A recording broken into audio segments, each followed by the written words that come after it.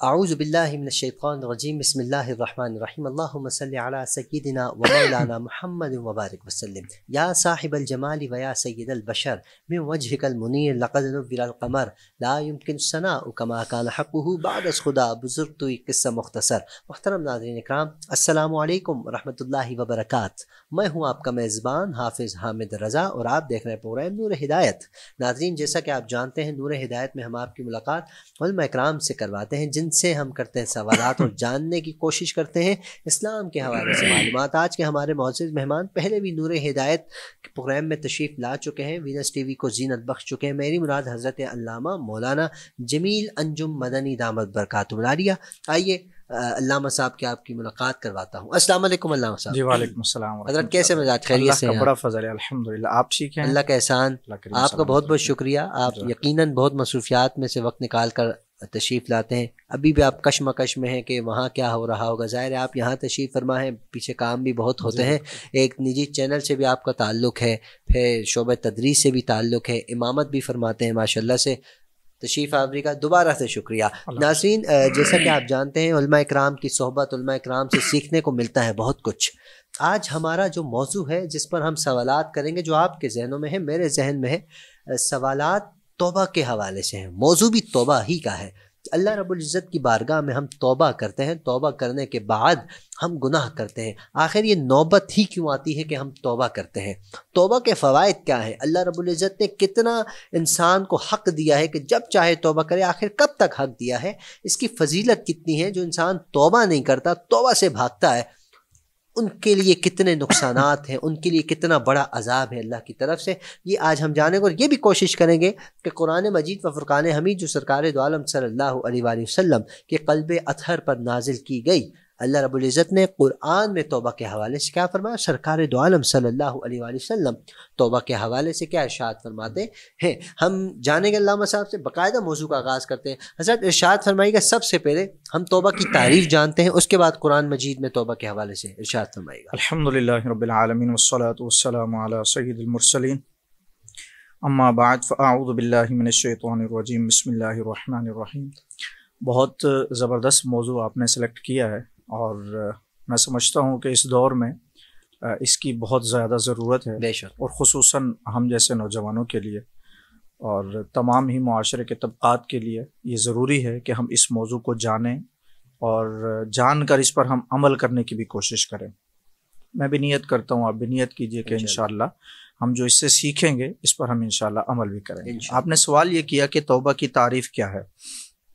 علماء کرام فرماتے ہیں کہ توبہ کی تعریف یہ ہے کہ جب بندے کو اس بات کی معرفت حاصل ہو جائے کہ یہ میں نے گناہ کر دیا ہے، یہ مجھ سے غلطی سرزد ہو گئی ہے، جب اس کو یہ معرفت حاصل ہو جائے، اس گناہ پر اس کو جو شرمندگی حاصل ہو، اس کو جو ندامت ہو، اس ندامت اور اس شرمندگی پر وہ اپنے آپ کو رب کے حضور جھکائے اور آئندہ آنے والے وقتوں میں اپنے آپ کو اس گناہ سے بچائے، تو یہ ایک توبہ کی تعریف جو علماء نے بیان کی ہے کہ اس کو توبہ کہتے ہیں کہ وہ اپنے آپ کو شرمندہ محسوس کرتے ہوئے، ندامت والا محسوس کرتے ہوئے، اس گناہ کی معرفت اور پہچان کرتے ہوئے رب کے حضور توبہ کر لے، تو اس کو توبہ کہا جاتا ہے۔ ماشاءاللہ، تعریف بہت خوبصورت انداز میں۔ اچھا، قرآن مجید میں یقیناً کئی مرتبہ کئی مقامات پر توبہ کے حوالے سے اللہ رب العزت کا فرمان ہے، ارشاد فرمائیے گا۔ اللہ رب العزت نے قرآن مجید فرقان حمید کے اندر ارشاد فرمایا، یا ایھا الذین آمنوا توبوا الی اللہ توبۃ نصوحا۔ فرمایا اے ایمان والو۔ یہاں ایک بڑا پیارا جملہ جو ایمان والو کہا نا، تو اس سے کافر مائنس ہو گئے۔ بالکل، کتنا کریم رب ہے، غلطیاں معاف کروانے کے لیے طریقہ ارشاد۔ سبحان اللہ، سبحان اللہ۔ یعنی اللہ تبارک و تعالیٰ یہ نہیں کہہ رہا ہے کہ میرے بندے تو نے غلطی کر دی تو اب تجھے صرف سزا ہی ملے گی، تجھے صرف اور صرف پکڑ ہی جائے گا، تجھے کوئی معافی نہیں، ایسا نہیں، بلکہ اللہ تبارک و تعالیٰ تو بخشش کے بہانے مہیا کر۔ فرمایا یا ایھا الذین آمنوا توبوا الی اللہ توبۃ نصوحا۔ فرمایا اے ایمان والو، توبہ کرو، ایسی توبہ جو تمہارے لیے آگے کے لیے نصیحت ہو جائے۔ نعیم الدین مراد آبادی رحمۃ اللہ تعالی علیہ نے اس بات کے تحت لکھا، فرمایا وہ توبہ جس کا اثر جو ہے وہ صدق توبہ کے مطابق ہو اور اس کا اثر آنے والے اعمال کے اوپر ہو، یہ توبہ نصوحا۔ اور اس کو مثال دے کر کیا سمجھایا گیا؟ فرمایا جس گناہ پر بندے نے توبہ کی ہے اس گناہ کی طرف لوٹ کر جانا اس کے لیے ایسا مشکل ہو جائے، اتنا مشکل ہو جائے جس طرح تھن سے نکلا ہوا دودھ تھن میں ڈالنا مشکل ہو جاتا ہے۔ تو یہ توبۃ نصوحہ ہے کہ بندہ گناہ تو کر لے، غلطی ہو گئی، انسان ہے نا، اب جب اس سے غلطی ہو گئی ہے، سرزد ہو گئی ہے خطا اس سے، اب رب تعالیٰ اس کو فرماتا ہے کہ تم میری بارگاہ میں آ جا۔ اور کریم ایسا رب ہے، وہ یہ نہیں کہتا کہ تو نے ایک بار آ کر مجھ سے معافی مانگ لے، اب دوبارہ آنے کی ضرورت نہیں، اب اگر غلطی کرے گا تو پکڑ ہو جائے گی، نہیں، وہ کہتا تو ایک بار آ، تو بار بار آ، تیرے گناہ اگر سمندر کی جھاگ کے برابر بھی ہوں گے نا، اور زمین کو اگر تو بھر دے گا پھر بھی تو توبہ کرے گا تو میں تیری توبہ کو قبول کر لوں۔ سبحان اللہ، کتنی کریم ذات ہے، سبحان اللہ۔ اچھا حضرت، آپ نے بھی ایک لفظ ارشاد فرمایا جو کہ مجھے سوال مل گیا کہ انسان خطا کا پتلا ہے، غلطی کا پتلا ہے۔ اکثر لوگ کہتے ہیں یہ نہیں کہنا چاہیے، اور اکثر اگر دیکھا جائے تو واقعی میں انسان ہی سے خطا ہوتی ہے، تو خطا کا پتلا ہی ہے۔ آپ کیا فرمائیں گے؟ دیکھیں، خطا کے پتلے سے یہ مراد نہیں ہے کہ وہ خطا سے ہی بنا گیا ہے، بلکہ خطا سے مراد یہ ہے کہ انسان سے غلطی سرزد ہو جاتی ہے۔ انسان بہت ساری چیزوں کو جتنے آمدن، خطان اور سہون، اور یہ جو آمدن ہے جان بوجھ کر کرنا، خطان ہے غلطی سے کرنا، سہون ہے بھولے سے کرنا، تو یہ ساری چیزیں ہم انسانوں سے ہی سرزد ہوتی ہیں۔ تو اگر انسان سے کسی بھی صورت کے اندر یہ معاملات ہو گئے ہیں، وہ دنیاوی طور پر ہوں یا دینی طور پر ہوں، تو اللہ رب العزت یہ نہیں فرماتا کہ اب تجھ سے غلطی ہو گئی، ہم تجھے معاف نہیں کریں گے، تو آ جا۔ وہ تجھ سے آمدن ہوئے ہیں، تجھ سے خطان ہوئے ہیں، اور تجھ سے سہون بھی ہوئے ہیں نا، تو کسی بھی صورت میں ہوئے ہیں تو آ جا۔ تو انسان خطا کا پتلا سے مراد یہ ہے کہ انسان سے غلطی سرزد ہو سکتی ہے، مرفوع القلم نہیں ہے۔ ہاں، معصومین کچھ ہیں، اور وہ کون ہیں؟ انبیاء کرام علیہم الصلوۃ والسلام ہیں، فرشتے ہیں، ان کے سوا کوئی معصوم نہیں۔ ہاں، اللہ جن کو چاہے محفوظ فرما دے، صحابہ کرام اللہ نے ان کو محفوظ رکھا ہے، اولیاء کرام اللہ ان کو بھی محفوظ فرماتا ہے، لیکن معصوم کا جو لفظ ہے وہ انبیاء کرام پر صادق آئے گا، باقی انسان غلطی ہو سکتی ہے۔ حضرت، جیسا کہ قرآن میں توبہ کے متعلق آپ نے ارشاد فرمایا، یقیناً صاحب قرآن سرکار دو عالم صلی اللہ علیہ وسلم نے اپنی ظاہری زندگی میں ہر چیز کی وضاحت فرمائی ہے، تو فرمائی گا نا توبہ کے حوالے سے سرکار کے فرامین کیا ہے؟ اگر کوئی سرکار کے دور میں کوئی توبہ کرتا تو سرکار اس کے لیے کیا خوشخبری ارشاد فرماتے؟ دیکھیں، اللہ کے نبی صلی اللہ علیہ وسلم کی حدیث طیبہ جب ہم پڑھتے ہیں نا تو ہمیں ایسی ایسی چیزیں ملتی ہیں توبہ کے متعلق۔ ایک تو حدیث مبارکہ اللہ کے نبی فرماتے ہیں التائب من الذنب کمن لا ذنب لہ، فرمایا جو بندہ گناہوں سے توبہ کر لیتا ہے نا وہ گناہوں سے ایسا پاک ہو جاتا ہے کہ گویا کہ اس نے کبھی گناہ کیا ہی نہیں ہے۔ اب مجھے یہ بتائیے کہ اللہ تبارک و تعالیٰ کا کتنا بڑا کرم ہے کہ وہ بندے کو اس انداز میں معاف کر دیتا ہے کہ اس نے کبھی بھی گناہ نہیں کیا ہے، کبھی بھی اس سے کوئی غلطی سرزد نہیں ہوئی، کبھی اس نے خطائیں نہیں کی ہے، اتنی بڑی کرم نوازی۔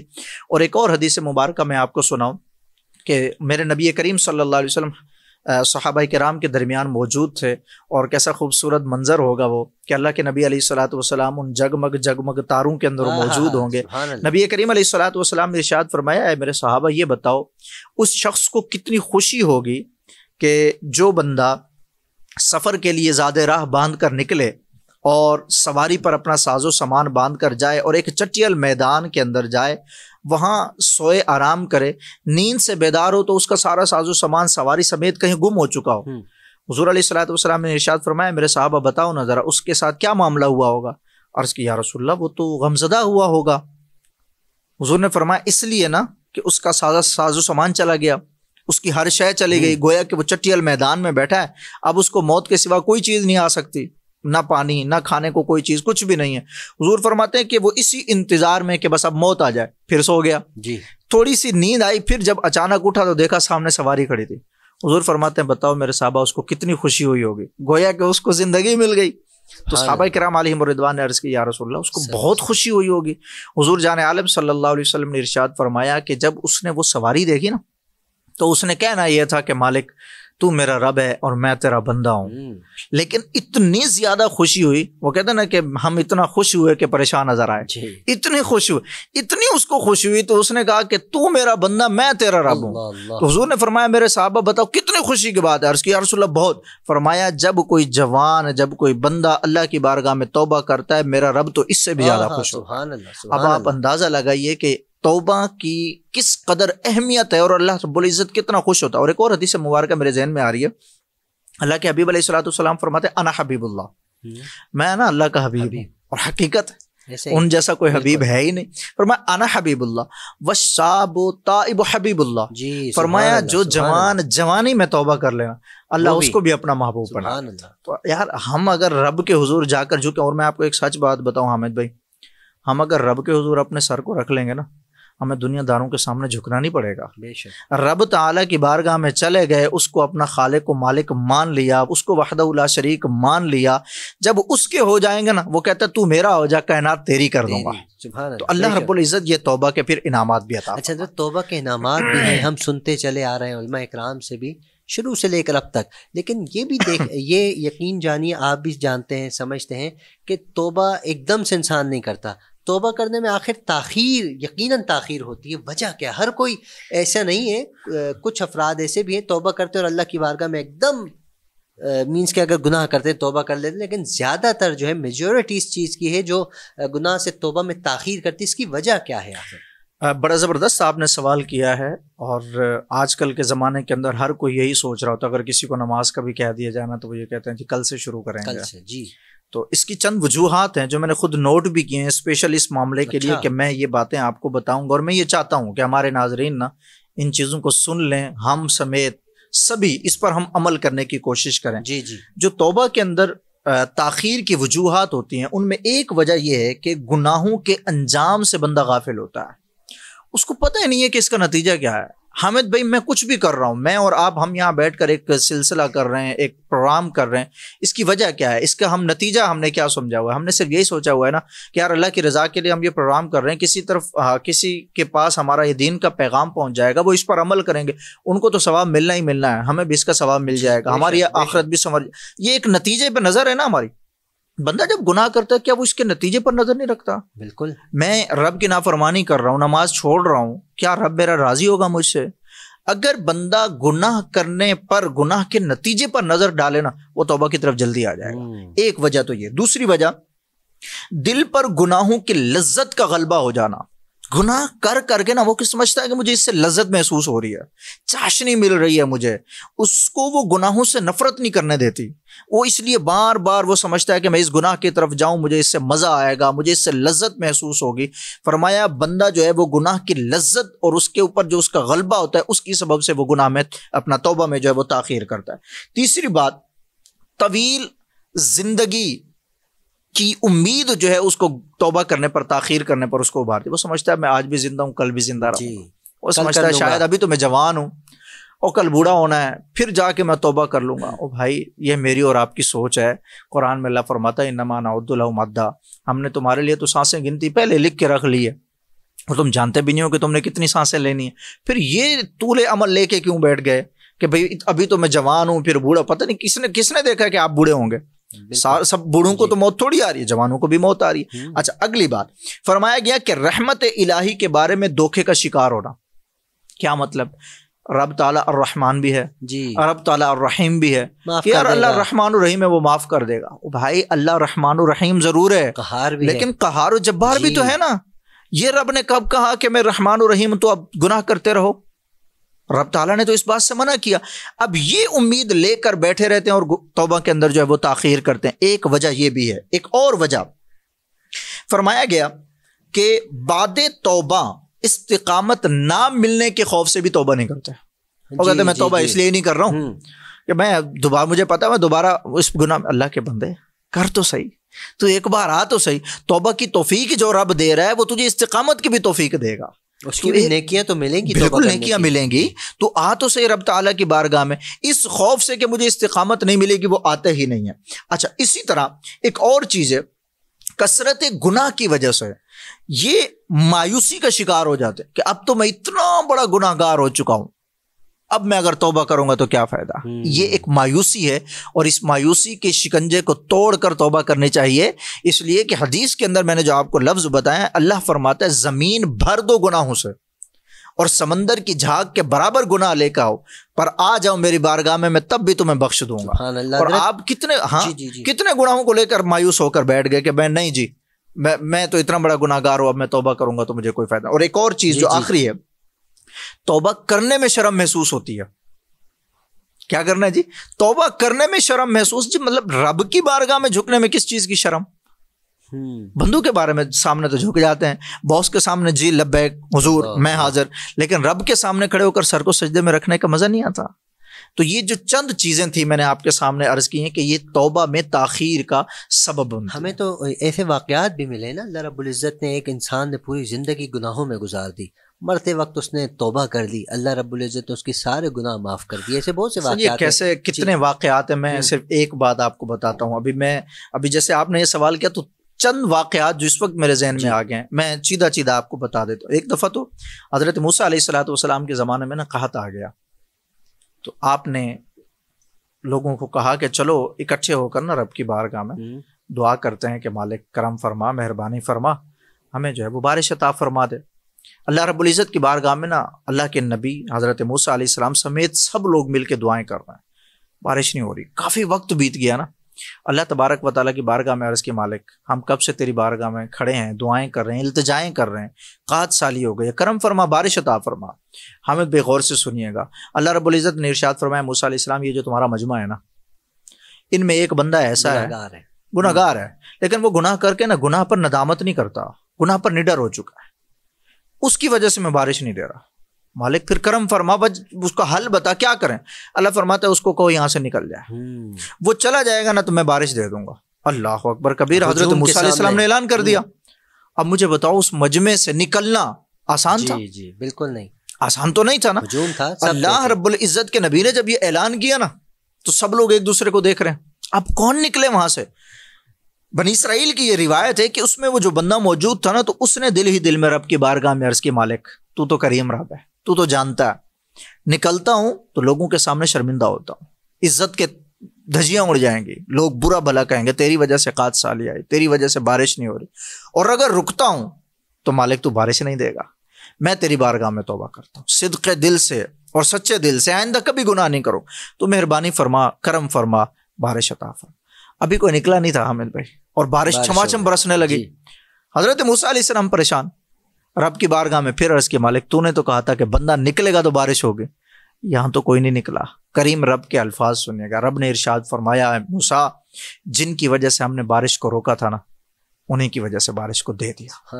حضرت موسیٰ علیہ السلام نے عرض کی مالک وہ کون ہے؟ وہ کون ہے؟ اتنا نیک ہے کہ جس کے سبب تو نے بارش دے دی، اب مہربانی کر زیارت کروا دے۔ تو اللہ تبارک و تعالیٰ نے جو ارشاد فرمایا، حامد بھائی یہ جملے نا سنہری الفاظ سے لکھنے کے ہیں، سنہری حروفوں پر۔ اللہ رب العزت نے ارشاد فرمایا موسیٰ علیہ السلام جب وہ گناہ گار تھا، جب وہ نافرمان تھا، جب وہ گناہ کر کے گناہ کو گناہ نہیں سمجھتا تھا، نافرمانی کر کے نافرمانی پر نڈر تھا، وہ رب سے نہیں ڈرتا تھا، تب ہم نے اس کو چھپا کے رکھا، پردہ ڈال کے رکھا۔ آج تو ہمارا نیک بندہ بن گیا، آج ہم کیسے پردہ فاش کر رہے ہیں؟ کیونکہ اگر ہم بتا دیں تب بھی تو لوگ یہی کہیں گے نا کہ تیری وجہ سے ہوتا۔ اور رب اتنا کریم ہے، وہ ستار ہے، وہ کہتا ہے کہ تم دنیا میں ہی مجھ سے مانگ لو، توبہ معافی مانگ لو، میں دنیا میں بھی تم پر اور رکھا ہوا ہے نا پردہ۔ بے شک کہاں ہمارے گھروں کے باہر لکھا ہوا یہ شرابی کا گھر ہے؟ کہاں لکھا ہے یہ زانی کا گھر ہے؟ کہاں لکھا ہوا یہ سود خور کا گھر ہے؟ نہیں ہے نا۔ کیا رب جانتا نہیں ہے؟ کیا رب کے علم میں یہ بات نہیں ہے؟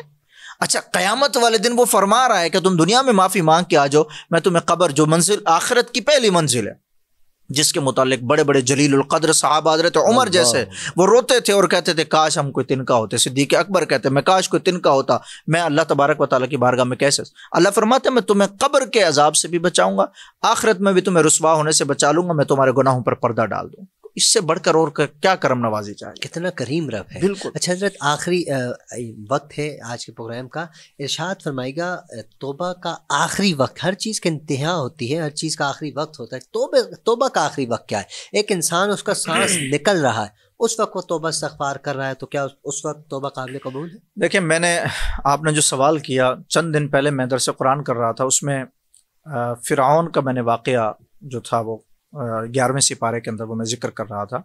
اس کے اندر جب وہ سمندر کے اندر پیچھے تھا نا بنی اسرائیل کی قوم کے پیچھے، تو جب بنی اسرائیل اور اللہ کے نبی باہر نکل گئے نا، اور سمندر کا جو رستہ تھا جس میں سے وہ نکل کے باہر گئے، اور فرعون اور اس کی پوری قوم جب سمندر کے اندر آ گئی تھی نا، اور اس نے دیکھا کہ یہ تو پانی اب ملنے لگا ہے نا، جیسے ہی اس نے دیکھا کہ پانی ملنے، اس نے کہا میں اس رب کو مانتا ہوں جو یہ لے کر آئے تھے حضرت موسیٰ علیہ السلام، میں اس رب کو مانتا ہوں۔ تو اللہ نے قرآن میں فرمایا اب تیرا ماننا کسی کام کا نہیں ہے، اب تو نے مان۔ تو فرمایا توبہ کرنی ہے نا قبل اس کے کہ تمہیں موت آئے اس سے پہلے کر لو. اب اس کو نظر آ رہا تھا کہ اب میں تو ڈوب رہا ہوں. بالکل نظر آ رہا ہے. تو فرمایا اس کی توبہ بھی اس لیے قبول نہیں ہوئی تھی کہ فرمایا اب ہمارا عذاب آ چکا. تو ہمیں چاہیے کہ ہم اپنی زندگی میں ہی توبہ کر لیں قبل اس کے کہ سانسوں کی مالا ٹوٹنے لگے اور پھر ہم توبہ کریں تو اس کا کیا فائدہ. سبحان اللہ. علامہ صاحب آپ کا بہت بہت شکریہ. بہت خوبصورت انداز میں آپ نے گفتگو فرمائی. اللہ رب العزت آپ کے علم میں عمل میں برکت عطا فرمائے اور ہمیں بہت کچھ سیکھنے کی توفیق عطا فرمائے. ناظرین توبہ اللہ رب العزت کی بارگاہ میں جتنی زیادہ کریں گے اتنا رب خوش ہوگا. رب خوش ہوگا تو ہمارا بیڑا پار ہوگا. آپ سب سے گزارش ہے اپنا خیال رکھیے, اپنے اہل و عیال, اپنے پڑوسی, اپنے رشتہ دار سب کا خیال رکھیے. توبہ کو بڑھائیے, توبہ کرتے رہیے. وینس ٹی وی کی پوری ٹیم کو اپنی خصوصی دعاؤں میں یاد رکھیے. السلام علیکم ورحمۃ اللہ وبرکاتہ.